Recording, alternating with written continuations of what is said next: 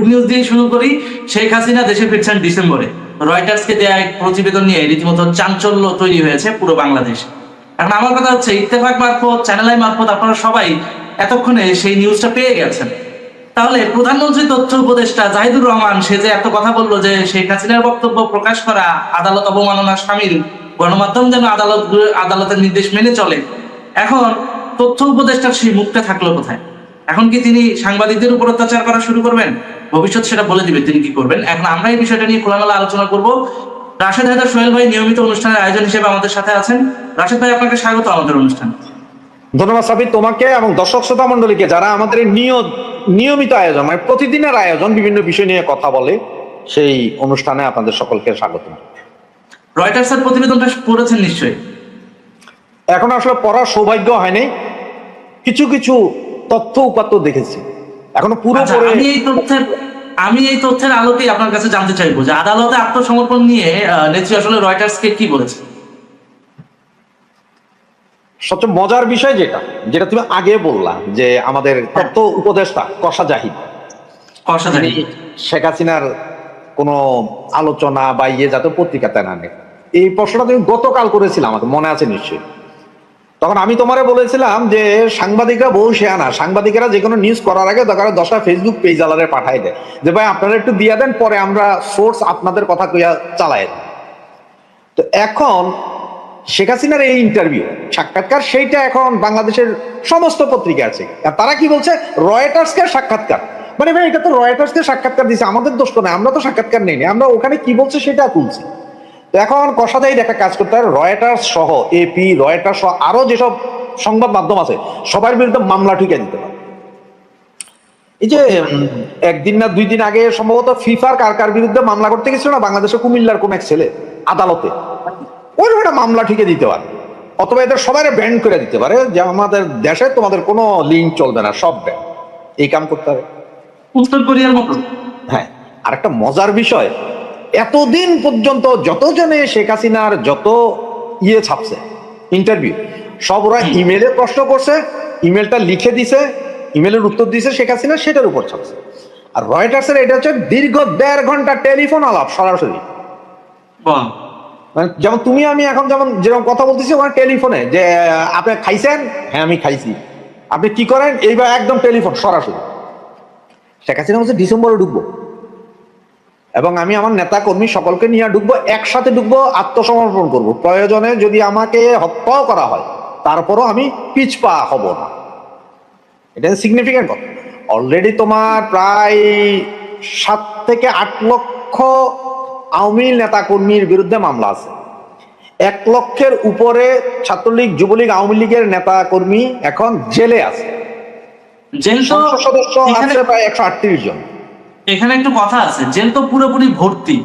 এখন যদি ধরেন কথার কথা 2 লাখ 5 লাখ লোক এসে যদি একসাথে আত্মসমর্পণ করে, নাম বাপের নাম লিখতে লিখতেই তো ওদের কলম ফুরে যাবে, ডিউটি টাইম পার হয়ে যাবে। ওইটা ফুরাক আর না ফুরাক, শেখ হাসিনা এসে যদি বলে যে আমি আত্মসমর্পণ করছি, তোমরা সবাই করো, তাহলে যে সারা পৃথিবীর যে যেখানে আছে যারা আসলে আওয়ামী লীগকে ভালোবাসে তারা সবাই যে আত্মসমর্পণ করবে।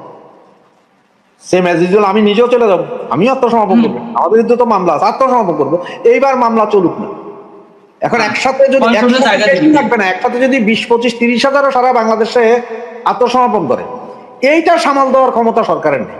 কয়জনরা আপনার ধরে রাখবে, এবং এরপরে একের পর এক মামলা বাতিল হতে থাকবে।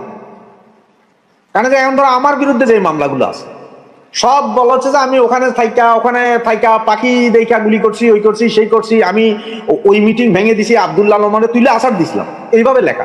ওই সময় আমি বাংলাদেশেই নেই, তার আগে পরে 10 বছর। আচ্ছা, তাহলে মামলা ভুয়া। একজন যদি আমি ভুয়া প্রমাণ করতে পারি একটা মামলা, তাহলে আমার লগের আসামি যেগুলো ওরাও বললো যে সবই ভুয়া, আমরা কেউই ছিলাম না। রাইট। কারণ হচ্ছে যে সবচেয়ে মজার বিষয় হচ্ছে বাংলাদেশে কেউ থাকলে ও এখানে তো সিসিটিভি ক্যামেরার মতো নাই এই দেশের মতো, ইউরোপের মতো, যে ক্যামেরা দেখে দেখে তুমি আসামি করবা বা ওকে ধরছো। কিন্তু সবচেয়ে বড় প্রমাণের বিষয় হচ্ছে যে যেসব লোকগুলো দেশের বাহিরে থাকে তাদের বিরুদ্ধে যখন মামলা দিচ্ছেন, আপনি কিছু লোক যারা মারা গেছে আরো 5 বছর আগে, তাদের বিরুদ্ধে মামলা দিচ্ছেন যে তারা ককটেল বিস্ফোরণ ঘটাইছে, তারপর পুরো মামলাই তো শেষ। তা মিথ্যা মামলা যখন দিবেন, এই মিথ্যা মামলায় যে আসামি করবেন, আপনার যাচাই বাছাই করারও সুযোগ নাই যে আপনার এই আসামি জীবিত না মৃত, এই আসামি দেশে থাকে না বিদেশে থাকে, এই আসামি আসলে কে, বা এই আসামির ওই সক্ষমতা আছে কিনা। 90 বছরের বুড়ারে দিছ, যার হাঁটতে গেলে পায়খানা পচরা পইরা যায়, যে অক্সিজেন ছাড়া চলে না, তারে দিছে তুমি AK-47 রাইফেল নিয়ে দৌড়াইয়া দৌড়াইয়া গুলি করতেছিল। এসব মামলা টিকবে? একটা বিশাল প্রেসারে পইরা যাবে সরকার, প্রেসারে না শুধু জেলখানা ভর্তি হয়ে যাবে। আমার মনে হয় না সরকার এত লোকের নিয়ে ভিতরে ঢুকাইয়া রাখতে পারবে। ওই তখনই শুরু করতে হবে যে জামিন দিয়া দাও, ছাইরা দাও, মামলার তদন্ত করো। কি করবে? একসাথে 50,000 লোক ঢুকতে চাইলে কি ঢুকাইতে পারবে নাকি? পারবেন। আপনাকে আমি একটা দেখাই, সমীক্ষা দেখাই। পুরো বাংলাদেশে জেলখানার ধারণ ক্ষমতা, অর্থাৎ পুরো বাংলাদেশে কারাগার আছে 75টা, হ্যাঁ, যেখানে বন্দি ধারণ ক্ষমতা সব মিলায় হলো 45,000, যেখানে এখন প্রায় 1.7 গুণ বেশি বন্দি আছে, অর্থাৎ 45,000 পুরো বাংলাদেশে বন্দি ধারণ ক্ষমতা। অথচ আওয়ামী লীগের নেতাকর্মী সহ সব মিলায় প্রায় 2 লাখ 2.5 লাখ নেতাকর্মী অলরেডি বন্দি আছে। তার মানে ওখানে ইলিশ ফাইল মানে জায়গা নাই, বন্দি রাখার জায়গা নাই। এখন খেয়াল করে দেখেন, হ্যাঁ, মোট বন্দি ধারণ ক্ষমতা এই স্ক্রিনে আপনারা দেখতে পাচ্ছেন 45,143 জন। বর্তমান বন্দির সংখ্যা 77,040 জন। এটা হচ্ছে অফিসিয়ালি। এছাড়াও টুকিটাকি যেগুলো ধরেন ওই যে না বলে নিয়ে গেছে, এখনো চার্জশিট গঠন হয় নাই, এরকম অনেক দেখা গেছে জেলখানায় যা আমি দেখছি, এমন অনেক আছে নাম কাউ আসতে একটা মামলা ঠুকে দিয়ে কোনো মতে কোনো কিছুই নাই, জাস্ট বন্দি করে রাখছে। হ্যাঁ, এরকমও আনঅফিসিয়াল অনেক কয়েদি কিন্তু আছে জেলখানায়। তো প্রায় সব মিলে আপনি ধরেন 45,000 জনের ধারণ ক্ষমতা, 77,000 জন এখনই আছে। সব মিলিয়া যদি এখন আপনি হিসাব করেন 1 লাখই ধরলাম আমরা, একেবারে 1 লাখই ধরলাম কাটায় কাটায়। এর ভিতর যদি নেত্রী আসে, নেত্রী আসার পর যদি বলে যে সবাই যে যেখানে আছে আত্মসমর্পণ করো, তাহলে ভ্যানওয়ালা, রিক্সাওয়ালা, ঠেলাগাড়িওয়ালা, ভিক্ষুক, শ্রমিক, কৃষক যারা আছে, যারা শেখ হাসিনাকে ভালোবাসে, আওয়ামী লীগকে ভালোবাসে, এরকম বাংলাদেশে পুরা 7.5 কোটি মানুষ এখনো স্টিল নাও আছে যারা সরাসরি আওয়ামী লীগের সমর্থক। এই 7.5 কোটি মানুষ যদি এসে একাধারে আত্মসমর্পণ করা শুরু করে, মামলা নাই, পুলিশটা একটা থাপ্পড় দিয়ে হলেও মামলা নিয়ে নিবে, ঠিক আছে, ঢুকে যাবে। কিন্তু এতগুলা লোক রাখবে কোথায়? সেটাই তো বললাম যে রাখার তো জায়গা নাই। ওই এক কাজ করতে পারে, ঢাকা, তারপরে চিটং, রাজশাহী, খুলনা, বরিশালের যত স্টেডিয়াম আছে সবগুলোকে কারাগার হিসাবে ঘোষণা দিতে হবে। সরকার পালাইতেও পারে, সরকার, কারণ একসাথে এতগুলো লোক যখন বের হবে সরকার পালাইতেও পারে। অবশ্যই অবশ্যই। মুক্তিযোদ্ধার সন্তানদের কথা ধরি, যদি মুক্তিযোদ্ধার সন্তানদের কথা ধরি, ওই কমিউনিটি তো একেবারে অফিসিয়ালি রেকর্ডেড প্রায় 70 লাখ লোক আছে, বাপ্পাটা প্রজন্ম মিলায়া।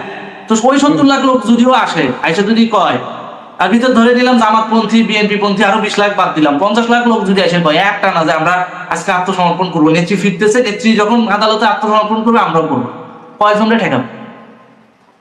ওদের বাপের ইয়ে আছে, ক্ষমতা আছে, জেলারের বাপের ক্ষমতা আছে এতগুলারে পালা